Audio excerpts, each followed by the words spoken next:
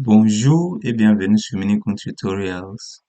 Notre tutoriel d'aujourd'hui, c'est la suite de ma dernière vidéo sur comment demander la carte de séjour auto-entrepreneur ou si vous voulez entrepreneur ou profession libérale. Donc, cette type de séjour, c'est pour les gens qui souhaitent créer leur propre micro-entreprise, si vous voulez, leur propre auto-entreprise, ou même les gens qui souhaitent même créer leur propre entreprise de n'importe quelle nature, que ce soit SARL ou bien n'importe quel type d'entreprise, SaaS, peu importe, entreprise que vous souhaiterez créer. Donc, j'avais déjà fait la première partie qui concernait tout simplement comment créer l'entreprise. Et j'ai même aussi profité, j'ai profité de la même occasion et vous montrer, après même la demande, vous voyez ici la vidéo qui est là, après même la demande euh, de votre, pardon, après la création de votre entreprise ou de votre société, comment, en fait, demander la carte de séjour auto-entrepreneur ou si vous voulez, carte de séjour entrepreneur ou profession libérale au niveau de votre préfecture sur la plateforme démarchesimplifiée.fr. Donc, j'avais bien pris mon temps pour bien détailler. La vidéo est là, il s'agit d'une vidéo de 30 minutes et je vous invite à aller regarder, surtout si vous n'avez pas eu l'occasion de regarder cette première partie, parce que ça va vous ça va vous aider, pardon, ça va vous aider en tant qu'étudiant étranger ou bien n'importe quel étranger en France qui souhaite bien créer votre propre entreprise et après demander une carte de séjour d'entrepreneur ou profession libérale pour pouvoir rester légalement en France et exercer votre activité. Donc, la suite de cette vidéo qu'on va faire aujourd'hui, c'est juste en fait vous montrer quel était le délai pour récupérer ma carte, quel était le délai d'abord pour avoir même le rendez-vous ou le récépissé, quel était le délai pour récupérer la carte et comment ça se déroule. Ça veut dire après le dépôt de son dossier. Donc, sans trop parler, je vais vous montrer comment ça marche. Donc, comme pendant le dépôt de votre demande, il faut toujours aller sur démarchesimplifiée.fr pour consulter votre dossier en ligne et surtout voir son statut. Et si jamais, par exemple, l'administration, si vous voulez, votre préfecture vous a demandé d'ajouter des pièces supplémentaires ou bien aussi même pour voir l'action ou la décision qui a été prise sur votre demande. Donc, il est toujours très important d'aller sur la plateforme démarchesimplifiée.fr. Après, vous cliquez sur C'est connecté ici. Donc, lorsque vous cliquez sur C'est connecté, ça nous amène ici. Voilà. Et comme je vous avais montré euh, pendant le dépôt de la demande, lorsque vous êtes ici, il faut d'abord, si vous faites la demande pour la toute première fois, il faut d'abord créer votre compte pour pouvoir avoir votre espace personnel démarchesimplifiée.fr. Donc, on suppose que cette étape est déjà faite, vous aviez déjà votre compte, vous aviez déjà déposé votre demande. Et dans ce cas, vous allez tout simplement saisir votre email, votre mot de passe pour vous connecter dans votre espace personnel afin de consulter votre dossier. Donc, moi, j'ai mis mon email, j'ai mis mon mot de passe. Après, tout simplement, on va cliquer sur Se connecter. Voilà. Donc, maintenant que je me suis bien connecté dans mon espace personnel démarchesimplifiée.fr, la première question que la plupart des gens me demandent, c'est combien de temps ça prend après le dépôt de son dossier pour avoir un rendez-vous pour la prise des empreintes digitales et la remise du récépissé? Ça, c'est la première question que les gens me posent. La deuxième question, c'est après le récépissé, combien de temps ça prend pour avoir la carte? À quelle voie votre préfecture va vous communiquer, ainsi de suite.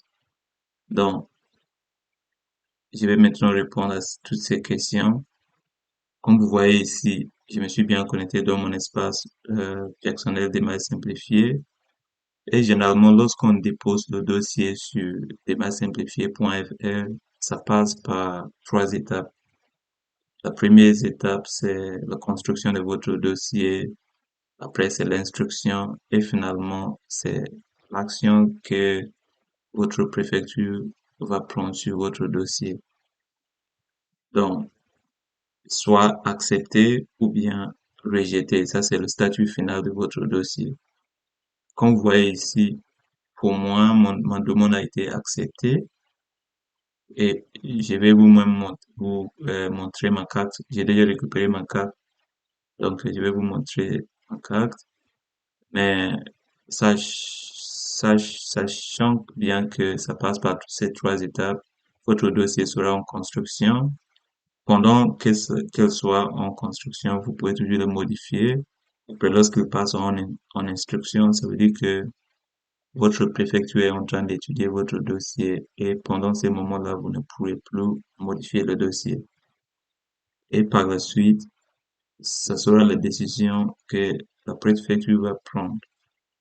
Si c'est une décision favorable, ça veut dire qu'ils ont accepté votre demande, ils vont vous envoyer une convocation ou si vous voulez un rendez-vous soit par SMS, soit par votre messagerie démarchesimplifiée.fr, vous invitant à venir à la préfecture pour la prise des empreintes digitales et la remise de votre récépissé.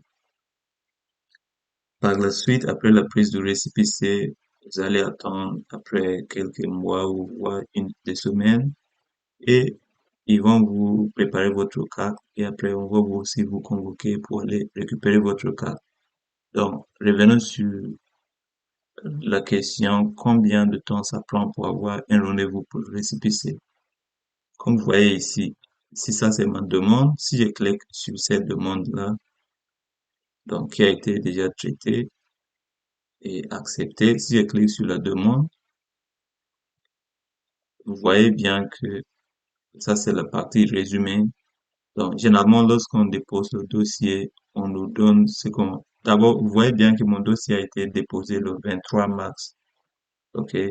Donc, j'ai déposé le 23 mars et généralement après le dépôt, on nous donne euh, une attestation préfectorale.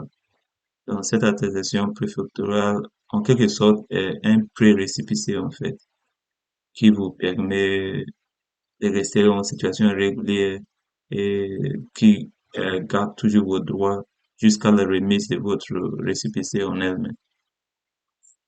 Donc, je peux le télécharger ici, mais je vais pas, ok, si je clique sur télécharger ici,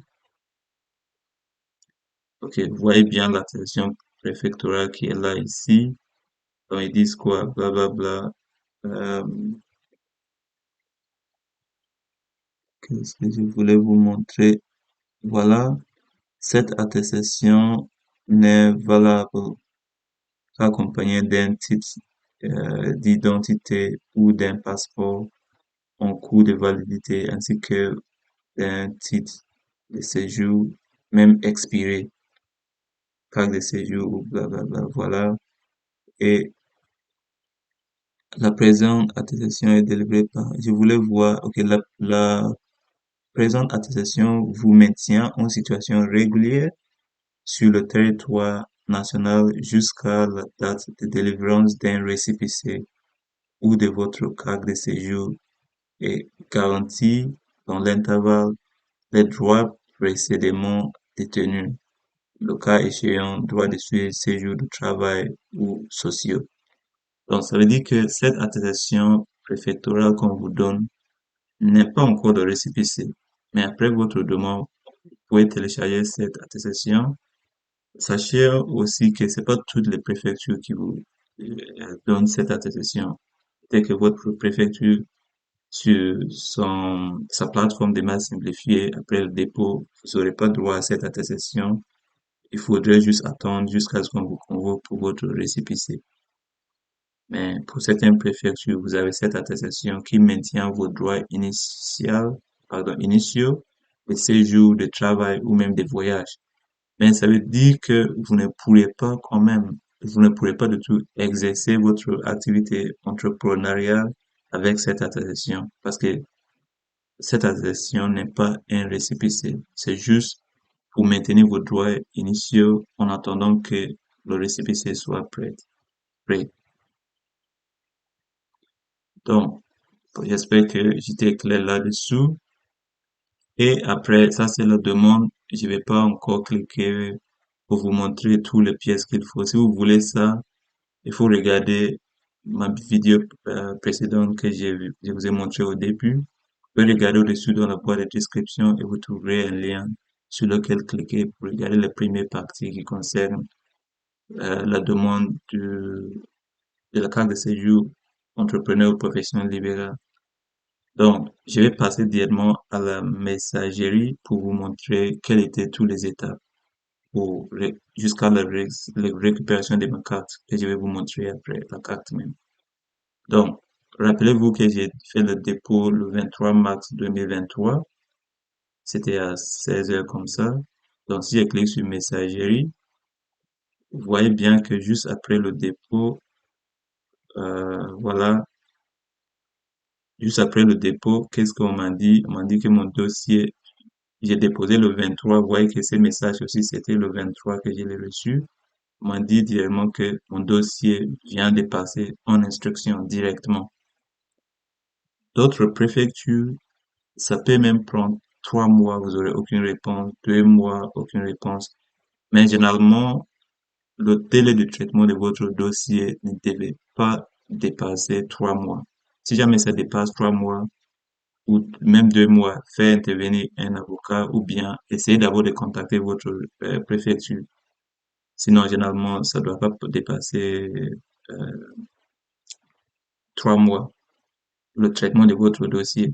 Donc moi, juste après le dépôt, normalement, ça devait rester en construction après quelques semaines, voire une semaine ou deux. Mais directement, pour préfecture de Nantes, ça passe directement en instruction. Et voilà, donc le même jour, le dossier passe en instruction, le même 23. Et par la suite, j'ai eu une réponse. C'était quel jour? Je vais vous montrer. C'était le 24. Donc, 23, le dépôt. Le 24, ça veut dire le lendemain. J'ai eu une réponse comme quoi, voilà, mon dossier est toujours en cours d'instruction, blablabla. Mais par contre, normalement, le dossier était déjà instruit. C'est pour ça qu'on m'a convoqué. Vous voyez, on m'a donné un rendez-vous le 4 avril. Donc, dépôt le 23. Après, rendez-vous le 4 avril pour le récépissé. Ça veut dire quoi? Ça veut dire une semaine plus 4 jours. On dirait à peu près 2 semaines. Moins de 2 semaines. J'avais un rendez-vous pour aller récupérer le récépissé. Ouais.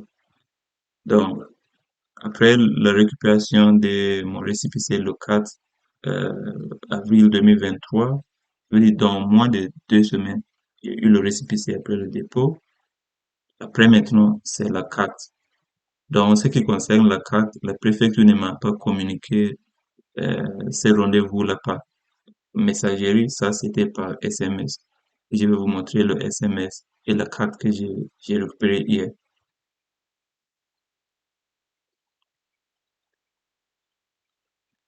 Donc, après la récupération des récépissés le 4 avril 2023, j'ai reçu le, le SMS, ok, le rendez-vous pour la récupération de ma carte le, le 23 mai.